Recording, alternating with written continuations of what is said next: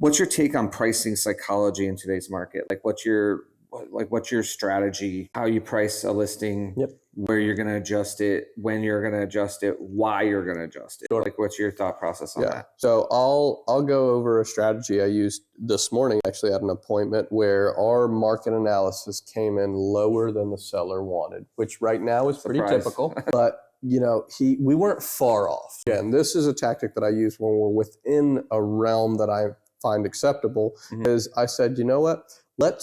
Let's survey my 84 agents on this price that you want. Before we list it, before we put it on market, before it gets a days on market counter and then people think what's wrong with it and we lose the shiny new toy concept. Right. I'm going to have 84 agents, anybody that's willing to participate, tell me what they feel about this price point. If they saw it, what would they get? And again, I've used that tactic plenty of times where it's not just me, it's a whole group of people in this industry that say, hey, this number is where it should be, kind of thing. And so again, we can kind of play with that and use that as a tactic. But as pricing in a whole right now, we are seeing pricing trend downward. It's like for a seller, if they bought in the last 2 years at a higher price, that stinks. But that's just, you could have bought Amazon at 300, now it's trading at 250. If you need the money, you're going to have to take the. So to me, pricing right now is also very important that you get it right up front.